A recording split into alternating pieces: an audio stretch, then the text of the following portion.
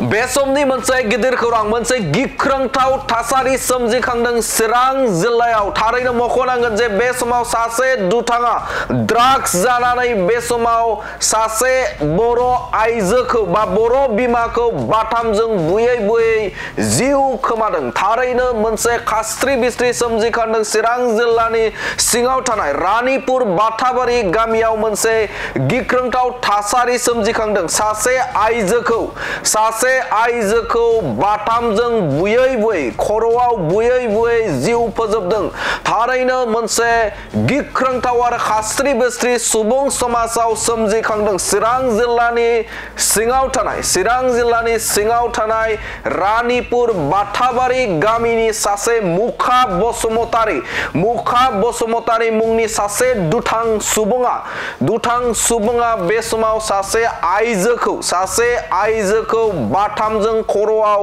बुयै बुयै जिउ फोजोबदों जाय समाव आइजो रैखाथिनि बाथ्राखौ मख'बाय दं आरो जाय समाव बे समावनो मोनसे खास्रि बिस्रि सोमजिखांनाय जाथाय नुनो मोनदों चिरां जिल्लानि बेन्दोङाव थानाय रानीपुर बाथाबारि गामिनि थागिबि सासे बर' बिमाखौ मुखा बसुमतारी मुंनि सासे दुथाङा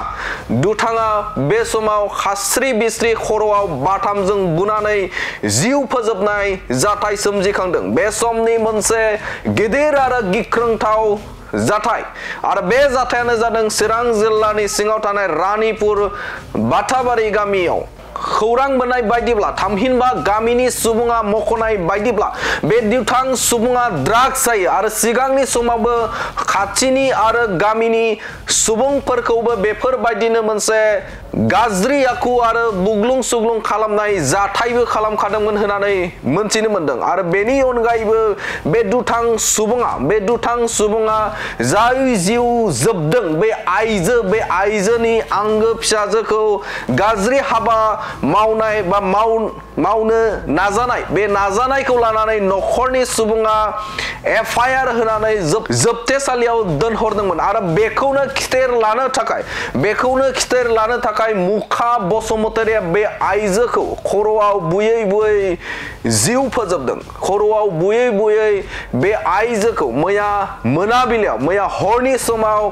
जिउ फोजोबनाय जाथाय सोमजिखांदों आरो बे जाथायखौ लानानै पुलिस बिफाना बे समाव दायनिगिरिखौ बे समाव खाबाय मख'नांगोन जे बे समाव सासे जाय दुथाङा जोबथेसालियाव थानानैबो माबोरैहाय बे समाव जोबथेसालिनिफ्राय गनानै फिन न'आव फैफिननानै सासे सुबुंखौ बा जाय सिगांनि सानाव गावखौ एफआइआर होदोंमोन जाय सुबुङा गावखौ जोबथेसालियाव दोनहरदोंमोन दा बै सुबुंखौ फैनानै खिथेर लाफैनाय जाथायखौ जों मोनथिनो मोनदों आरो गामिनि सुबुङा फोरमायनाय बायदिब्ला बे सुबुंखौ जाय जिउ फोजोबजानाय सुबुंखौ रैखाथि होनो थाखाय नाजादोंमोन नाथाय बे दुथां सुबुङा ड्राग्स जानानै थामहिनबा बिथाङा सेखा आरो बाथाम लादोंमोन मोनसे गिख्रंथाव थासारिजों बे आइजोखौ गाग्लोबदोंमोन जायनि थाखाय साखाथिनि सुबुङा बासायनो बा बै आइजोखौ रैखाथि खालामनो नाजासेयावबो हायाखैमोन गिबियावनो जेब्ला दुथां सुबुङा गाग्लोबनो नाजादोंमोन बे नाजानाय समाव फिसाजोखौ लानानै बे आइजोआ साखाथिनि न'आव खारहैदोंमोन थामहिनबा हरनि समाव खानाय आइलैजालि लानानै खारदोंमोन आरो बे खारनाय समाव बै नखरनि जाय नखराव जिउ फोजोबजादों बा जिउ गोमादों बे गोमानाय नखर बे नखराव थांनानै गावखौ रैखाथि होनो थाखाय खावलायदोंमोन आरो बे खावलायनाय लेखा बे सुबुंखौ रैखाथि होदोंमोन नाथाय बे समावनो न'आव थांफिननो होनानै जेब्ला थासारिया एसे गुसु जायो बे गुसु जानाय समाव न'आव थांफिननो होनानै ओंखारदोंमोन बे ओंखारनाय समावनो खास्रि बिस्रियै जिउ फोजोबफैदों मुखा बसुमतारी दुथां सुबुङा आरो बे समाव पुलिस बिफान आरो ओनसोलनि माहारियारि आफादफोरखौ बे दुथां सुबुंखौ गोख्रोंनिफ्राय गोख्रों साजा होनो थाखाय खावलायदों गामियारि सुबुंफोरा जोंनिसिम बे समाव गामियारि सुबुंफोरनि बाइट दंफैयो थामहिनबा बुंथि दंफैयो बे समाव बिथांमोननि बुंनाय बाथ्रानिफ्राय मोनथिहोनो थाखाय नाजानि जोङो खोनानो मोनदों नोंथांमोननि नैबे बाथाबारि रानिपुर बाथाबारि होननाय मोनसे गामियाव सासे सेंग्रासाया सासे आइजोखौ बुथारना गालाङो बेसेबां सैथो मा खेंफोरथि खोथायाथ' सैथो जाथाया आंनि न'आवनो जादों आङो थारमाने ओरैबायदि आरोखि आङो बोरमा खाबाय थादोंमोन बे समावनो जाया थैदों बे बिथांजोआ आंनि न'आव खारबोदों गिनानै माखौ गिदों होननानै बुङोबा थारमाने गावनि न'नि खाथियाव सासे मुखा बसुमतारी होननाय सासे सेंग्रा दं बियो बिदिनो ड्राग्सफोरबो जायो होननाय खोनादों बिदि गान्जा सोबो माने जों खोनादों आरो बिदिनो ओमफ्राय न'आव बिदिनो दुमदाखाल खालामबाय थाखायो ओमफ्राय दिनैहाय मानोबा माने हठात न'आव फैनानै बुख्रुब सुख्रुब खालामफैदों आरोखि बिसोरनि न'आव ओमफ्राय फैनानै दाना बिसोरो गिनानै हौवा मानसि गैयाखाय गावसोर बिमा फिसा गिनानै आंनि न'आव खारबोदों ओमफ्राय आङो न'आव बिसोरखौ सिखोमादोंमोन बिनि उन बे मानसिया मुखा बसुमतारीया आखायाव सिखा ओमफ्राय बाथाम थुख्रा लानानै बियो होसोबोदों ओमफ्राय दाना आङो लामायाव थाथ'हैनानै जोंनाव फैयाखै होननानै थगायदोंमोन ओमफ्राय बे गिदिंलांफिनदों दसेनि उनाव बे थैनाय मानसिनि न'खरनि मानसिफोर फैबाय ओमफ्राय फैनायखाय बे मानसिया न'निफ्राय ओंखारदेरबाय आब'आ जायहा थैबाय ओमफ्राय ओंखारदेरनायनि उनावहाय दाना बेयाव थाबाबो दा बारा एसे माबा जानो हागौ गिनानै थारमाने हजों अरिजिनाल माने रानिपुराव थांनोसै होननानै ओंखारनायाव ससे लामासिम थांनायाव आरो बेयाव बबेनिफ्रायब्ला हठात फैनानै थारमाने माने ओरैबायदि होसोबाय ओमफ्राय जों खास्लाबनो हायाखै आरोखि ओमफ्राय फैनानै आंनि सिथ्लायाव माने बेखौ बाथामजों खर'आव माने बुसिन बुनानै सिथारदों आरोखि आं हमथानो नाजादोंमोन खिन्थु आंखौ बियो सिखा सिबदों आं खाथियाव थांनो हायाखै आरोखि बेबायदि आरो आंनि नुनायाव सासे न'खर गोनां ना सासे सेंग्रा बियो सेंग्रासो ओरैनो आं दहाय उदिस लानायाव माने 22 बोसोरसो जाबाय होननानै बुंदों आरोखि आगोलाव जेल जानायाथ' बिदिनो जादों जानाया खिन्थु आं बिनि डिटेल्सखौ बारा बुंनो हानाय नङा माने बे न'खरनिफ्रायनो माने केस होलायनाय जादोंमोन गामिनिफ्राय आरोखि मानसिया बेबायदि आरो मानसिखौ माबायदि बुंनानै मानसिया थारमाने एकदम माने बिदिनो न'खराव मथा-मथि बियो बिबाजैफोरखौबो बिदिनो बुलाबाय थानो नागिरो न'खराव बिमाफोरखौ दाननो सुनो नागिरबाय थायो माने मानसिया बिदिनो निसा बाहायग्रा आरोखि जोंथ' माने मोजां बिसारखौ लुबैयो माने जों जास्टिसखौ लुबैयो आरोखि मोजां जास्टिसखौ लुबैयो जायहा थैबाय बिनि थाखाय मोजां जास्टिस नांगौ दा सरखारनि सायाव थाबाय बियो जोंनिफ्राय जों बेखौनो आसा खालामो आरो बुथार जाग्रानि गेजेराव आन्दोआव माबाफोर प्रब्लेम जादों नामा बिदि थानोबो हागौ माने बेखौ आं बुंजोबनो हानाय नङा आरोखि थानोबो हागौ आरो दा जाथाय खालामग्रा मानसिखौ दायो माबा पुलिसा लानानै थांबाय आरोखि बे जाथायनि सायाव माहारि आफाद बा आबसु गुबुन आफादफोरखौ मा राहा लागोन जोङो सासे माने गामियारि मानसि हिसाबै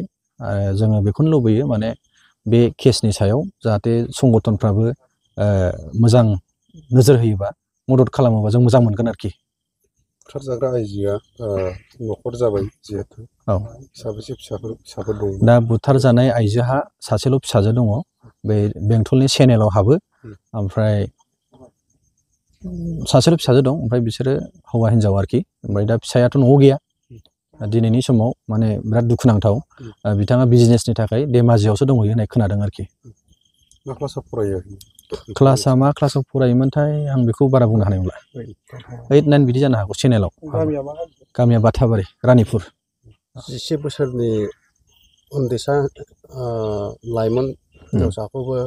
रेप खालामदों होननाय जों माने खबर मोनदों बे न'आव सैथो ना असैथो आं बेखौ माने थोंजोङै बुंनो हानाय नङा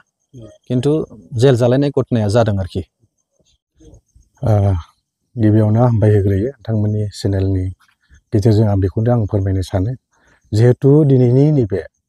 जि मार्डार केस जानाय जाथाय बियो 100% जौखोन्दो बियो सैथो बाथ्रा जायनि जाहोनाव दिनै बियो मोनसे न'खरनि जिनाखि गारजेन बेखौहाय सासे मुखा बसुमतारी होननाया गावनिनो नांजाबनाय सिथ्ला बुंनो थाङोब्ला उसुंसेनिनो मानसि दा बे मानसिया दिनैनि दिनाव ओरैनो 7:30 टाइमाव मोनानि बे समावहाय बिथाङा फैनानै बिनि न'आव न' बुख्रुबफैदों ओमफ्राय बेबायदिनो बुला बुसि न'फोरखौहाय एन्जरफोरखौ बुदलाबायनाय जादों दा बे जाहोनाव बियो गिनानै माने फिसाजोखौ लाना खारनाय जादों दा बे खेथ्रआवहाय बियो मोनसे न'आवहाय फैनानै थाफैनो गोनां जादों ओमफ्राय बेवहाय थाफैदोंब्लाबो जायनाखि थाफैजानाय न'खरनि बेक्तिफोर बिसोरबो हयथ' गैयाबो जानो हागौमोन दा बेखौनो बियो सुबिदा लानानै बुथारदों मार्डार खालामदों नैबेखौ जोङो मिथिनो मोननाय जादों बेनि आन्दोआव बेबायदि जाथाया जालांबाय जिहेथु माबाफोर सिङाव इन्टारनेलि माखासे जेंनाफोर जादोंमोन नामा दा बे बाथ्रायाथ' जेंना होननानै बुङोब्ला बे जादों जाया नङा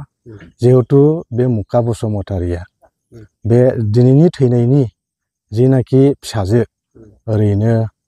हमनानै ला 12-11 बोसोरनि उन्दैसा गथ' सेनेल इंलिश मिडियामाव हाबो दा बे गथ'खौहाय बियो सिगांनि समावहाय रेप खालामनायनि मोनसे केसाव बियो जेल जानो गोनां जादों केसबो होलायनाय जादों आरो जेलबो जादों दा बे गामिनि हिसाबै नैबे बुथारग्रा जाय सेंग्रा बेनि आखुखौ बेनि कारेक्टारखौ माबायदि होननानै मिथियो दा जोङो बिनि कारेक्टारखौ बुंनो थाङोब्ला दा जों गाज्रिखौनो बुंनांसिगोन जिहेतु बियो मानसि बुथारलायनो सासे बेक्ति जाबायब्ला अब्ला जों बेबायदि मानसिखौ जों मोजां होनना बोरै बुंबावनो गतिके बेबायदि मानसिया समाजाव थानायनिफ्राय थायैआनो मोजां जों बेखौ लुबैयो दा बेखौनो जोङो लुबैयो जोंनि गामियारि हिसाबै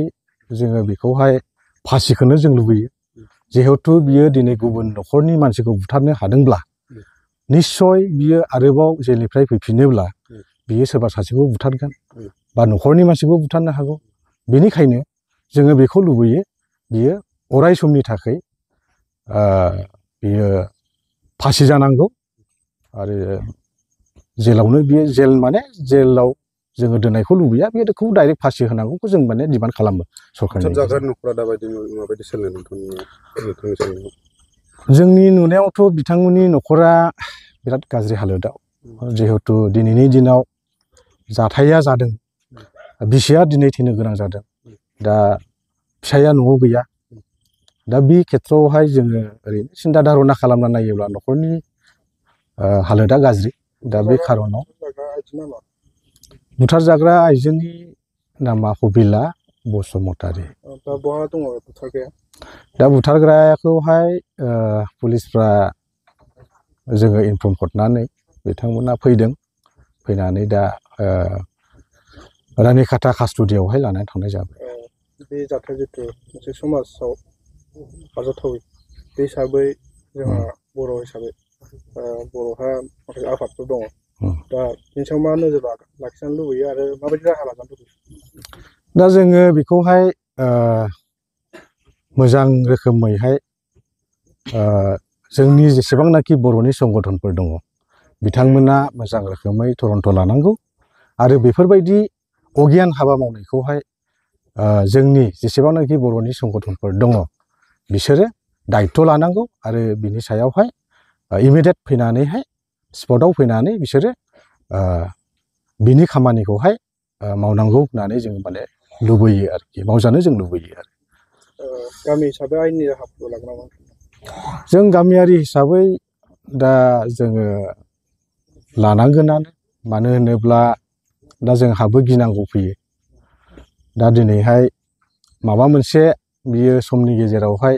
गावहा सोरजोंबा दुश्मन जायोब्ला बे समाव बेखौबो बियो जमनानै बुथारग्रा जागोन दा जोंनि थाखाय थासारिया बहुत गाज्रि जागोन सोरनिबा गथ'खौबो बुथारनो हागौ सोरखौबा गार्जेनखौबो सोरबा सासे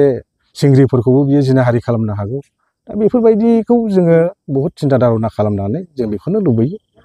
बियो माने जेरैब्लाबो बेखौ फासि खालामनांगौ होननानै जों डिमान्ड खालामनाय जायो आं बिनि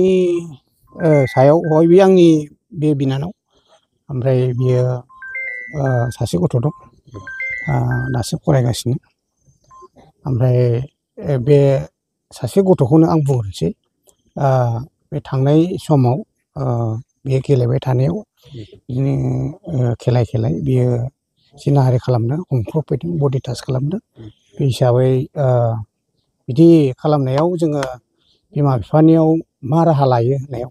जों जेबो राहा लाया, नोंसोर मा खालामो खालाम होनना बुंदों। ओमफ्राय बेबायदि बुंनायखाय जों पुलिस लेंहरनानै बेखौ पुलिसनि आखायाव हरनाय जादों। ओमफ्राय थाङै थुङै बियो 3 माससो जादोंना, 10 माससिम बे जेल जादों। जानानै बे जामिनाव बेखौ लायनाय जादों। ओमफ्राय बे जामिनाव जोंनो थांफिननांदों। बियो उमुक बे नंगौ होननानै जोङो बुंनानै बेबायदि खालामनाय जादों आरोखि। ओमफ्राय दा फैयै फैयै बियो एसे गोबाव जाबाय। थ' बिनि ग्रासैनो बियो बे बिनानावखौ माने होसो होसो न'आव दङमोन। बे समनिफ्रायनो बियो सिखा लानाय, गासैबो अस्त्र लानायखाय बियो गिनानै बेरे खारबोदोंमोन। बे खारबोब्लाबो बे गवाखिसै, माने होसो होसो बेहाय बुथार जानाय जाहैबाय आरो। बुथारग्रा बिक्तिखौ दा मा राहा लागोन? दा जों बिनि राहाखौ जोंथ' थार जेबो नुवाखिसै। बियो हयथ' आरो सोरखौबा बिदिनो खालामबावगोन बा बुथारबावगोन। बेनिखायनो बेखौ आंनि मथेबा आं बिदा हिसाबै, न'खरनि हिसाबै बेखौ फासि होनांगौ, दोननो नाङा, बिनि जोलैखौ फोजोबनांगौ। जाय बुथारग्रा बिथाङा नोंथांनि नोजोरावहाय ड्राग्सफोर लायोमोन नामा? आं निजे मेगनजों नुवाखै, खिन्थु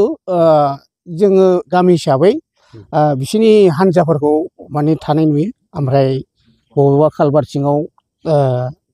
देनद्राय बिखब, माबा माबि बिखबफोर जायो, बिसोरो ज' थायो, बे रोखोम आरोखि। गामियाव माबायदि बेबहारा? मानसिखौ बिनि नुनायाव एखेबारे नम्र, एखे अनथावथाव नुयो। खिन्थु बियो जौ लोङोब्ला बिदिनो बे खालामो। दाख्लैसो बिबाजैखौबो खदालजों बे बुबायमोन, आथिङाव नांदोंनो। ओमफ्राय दा खारनानै बुथारग्रा न'खराव जादों ना सोरनिबा न'खराव जादों? बे गावनि न'खरावनो बिदि बिबाजैखौ खालामबावदों दाख्लै। नोंथांनि बिनानावा बबे जायगायाव बुथारजादों? गुबुननि न'खराव। न'खरा एटाच हनै दा सिमनासेयैनो। आयेनारि राहा लाजानो लुबैदों बेनि सायाव दा आयेन लानांगौ। आयेन राहाखौ आं लाजानो लुबैदों। आं बिदि खावलायबाय। समाजनि माखासे आफादफोरखौ माबायदि रल लाजानो लुबैदों? जोंनि समाजनि आफादफोरखौ आङो हेफाजाब लुबैदों आरो बे खामानियाव माने मदद होजानो आं लुबैदों। ओंखायनो एसे आं बेखौनो जोंनि आफादफोरनि आंनो एसे मदद आं लुबैनानै आं बे आंनि असे बिनानाव। फिसाया बहा दं नोंना नंगौना? दा